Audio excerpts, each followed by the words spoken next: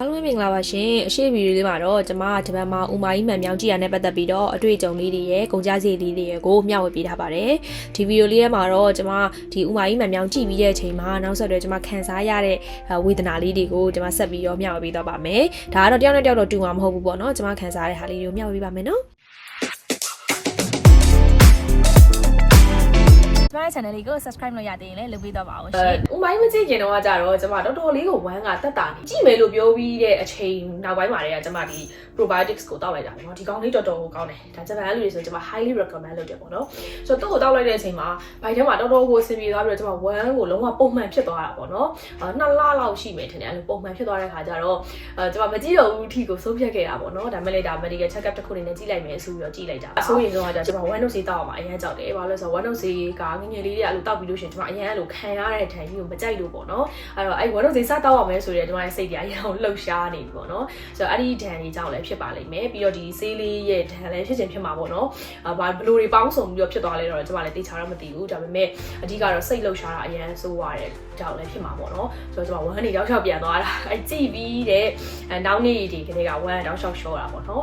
်ဒီအခုဒီဗီဒီယိုရိုက်တဲ့ဟာဆိုလို့ရှိရင်ဒါဒီနေ့အင်္ဂါနေ့ပေါ့နော်ကျွန်မတနင်္ဂနွေနေ့လောကဆိုလို့ရှိရင်မတရားကိုရှော့တာဆိုတော့တနေ့ကုန်ကို6ခါလောက်ထိကိုရှော့တယ်ပေါ့နော်အဲ့လိုရှော့တဲ့အခါမှာလည်းအရင်အတိုင်းပဲဥဒီကိုအဲ့လိုစုပ်ဆွဲပြီးတော့ကိုအဲ့လိုနာပြီးတော့ကိုသွားတာပေါ့နော်ဝမ်းသွားပြီးတော့သူကအကောင်းဒါပေမဲ့ကျွန်မကဘယ်လိုဖြစ်လဲဆိုတော့ပိုကာရီဆွတ်တော့ရင်အရန်ကိုအဆင်ပြေတယ်သူများတွေကပိုကာရီဆွတ်တော့ရင်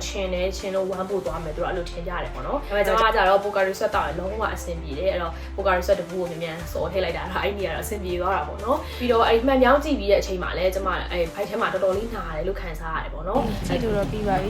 ဒီဟောက်ကတော့တော်တော်လေးနာရတယ်ပေါ့နော်အရင်မှန်မြောင်းကြည့်ရတယ်မတူဘူးတော်တော်လေးကိုခံပြီးတော့ကြည့်ပြီးတဲ့အချိန်မှာဖိုက်ထဲမှာဤလေလေးမဟုတ်ဘူးလို့အရန်နာဥတွေကိုစုပ်သွင်းထားတယ်လို့နာနေဆိုတော့ဝမ်းသွားထားတဲ့အချိန်ကြီးကြောင့်နာတာလားဒါမှမဟုတ်ကင်မရာထည့်ပြီးတော့ကြည့်ရတဲ့ဒဏ်ကြောင့်နာတာလားဘယ်လိုကြောင့်လဲတော့သိချာတော့မသိဘူးပေါ့နော်အဲကြည့်ပြီးတဲ့အချိန်မှာလည်းအဲ့လိုဘိုက်ထဲမှာနာပြီးတော့လူကြံနေတာပေါ့နော်နောက်ရက်တွေတော့အဆင်ပြေသွားပါတယ်ဒါပေမဲ့ကြည့်ချင်းတစ်ရက်ကတော့တော်တော်လေးရက်လို့နာပြီးတော့အဲ့လိုမအီမတာကြီးအဲ့လိုဘိုက်ထဲမှာလို့ဖြစ်နေတာပေါ့နော်အရင်မခံမြဲနိုင်အောင်တော့မဟုတ်ဘူးဒါပေမဲ့နည်းနည်းမအီမတာလေးဖြစ်တာပေါ့နော်ကျမတို့ MBS သမားတွေကအမြဲတမ်း one shot နိုင်ပါတယ်ဒါမှမဟုတ်လည်း one ချုပ်နိုင်ပါတယ်ချုပ်တလဲ shot တလဲဖြစ်တဲ့လူတွေလည်းရှိတယ်အဓိကတော့ MBS သမားတွေဒီစိတ်ကြောင့်ဖြစ်တာပါ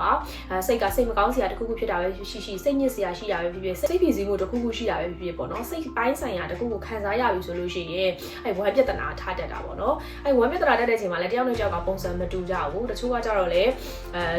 ဝမ်းသွားပြီးလို့ရှိရင်လူကတအားနှိုးပြီးတော့ကြံခဲ့တယ်ဆိုတဲ့လူတွေလည်းရှိတယ်ပေါ့နော်ဒါပေမဲ့ကျွန်မကကြတော့အဲ့လိုမျိုးမဟုတ်ဘူးဝမ်းမသွားခင်မှာလည်းဖိုက်ရမ်းနာတယ်ဝမ်းသွားနေစင်မှာလည်းဖိုက်ရမ်းနာတယ်အဲ့လိုဦးလေးကိုစုပ်ဆွဲထားတယ်လို့နာတာပေါ့နော်ဒါပေမဲ့အကုန်လုံးဝမ်းသွားပြီဆိုလို့ရှိရင်ကျွန်မလည်းဝမ်းလူကောင်းမယ်အဲ့လိုနှုံးနေတာတို့ဦးတွေရမ်းနာပြီးကြံနေတာတို့အဲ့လိုမျိုးတွေမရှိဘူးပေါ့နော်ဆိုတော့တယောက်တော့ကွာခြားချက်လေးရှိတယ်ဆိုတော့ပြောချင်တာကတော့ IBS သမားတွေဒီစိတ်ကိုအဓိကထိမှမတရားထိုင်နိုင်ရင်ထိုင်မှဒါမှမဟုတ်လေလေ့ကျင့်ခန်းတစ်ခုခုလုပ်လို့ရရင်အဓိကတော့ဒီဝင်သက်ထွက်သက်လေလေးကိုရှူရှာပြီးတော့လေချာလေးကိုယ့်ရဲ့စိတ်ကိုတည်ငြိမ်အောင်ဝယ်ထားလို့ရှိရင်ဒီ IBS ကဘာစီးမတောက်စရာမလိုပါဘူးဒါမဲ့လေကျမလိုမျိုးဒီ supplement လေးတွေတောက်ချင်တယ်လို့ရှိရဆိုလို့ရှိရင်လည်းဒါလေးတွေတောက်လို့ရတယ်ပေါ့နော်ဒါတွေကကြောင့်ဆေးမဟုတ်ဘူး supplement ဖြစ်တဲ့ခါကျတော့လေ probiotics ကိုတောက်လို့ရတယ်အကယ်၍ဆေးမတောက်ဘဲနဲ့ကိုကအစားတောက်ထဲကရယူနေတယ်ဆိုလို့ရှိရင်လည်းအဆင်ပြေတယ်အစားတောက်ကလည်းရတယ်ပေါ့နော်ဒါပေမဲ့ကိုရီးယားကျတော့ဒီ IBS တမျိုးလည်းမဟုတ်ဘူး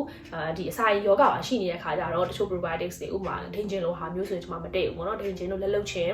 ဘတ်တွေဆိုမျိုးတွေမတည့်တဲ့ခါကျတော့အဲ့ဒီနေရာတွေကရမယ် probiotics ကိုမရနိုင်တဲ့အတွက်ကြောင့်မလို့ကျွန်မကျတော့ဒီလိုဆေးမျိုးတွေကိုမှီဝဲရတာပေါ့နော်ဆိုတော့ကိုကဒီ IBS တမျိုးလည်းဖြစ်နေတဲ့လူဆိုလို့ရှိရင် probiotics ကိုအစားတောက်ကနေရယူပါလို့ပဲကျွန်တော်တို့အချက်ပြချင်ပါတယ်ဗီဒီယိုလေးကိုဆုံးဖြတ်ကြည့်ရှုပေးတဲ့အတွက်အားလုံးကျေးဇူးတင်ပါတယ်နောက်ဗီဒီယိုလေးမှာပြန်လည်ဆုံတွေ့ပါမယ်သိချင်တဲ့အကြောင်းအရာလေးရှိရင်လည်းကျွန်မကို comment မှာမိသွားပြီးလို့ရပါတယ်ကိုနဲ့တိုက်ဆိုင်တဲ့ဒီဗီဒီယိုလေးကအကြောင်းအရာတစ်ခုကိုတိုက်ဆိုင်တဲ့တခြားသူတွေကိုလည်းမျှဝေပေးချင်တယ်ဆိုလို့ရှိရင်တော့ share လေးလုပ်ပေးခဲ့ပါဦးเนาะအားလုံးကျေးဇူးတင်ပါတယ် bye bye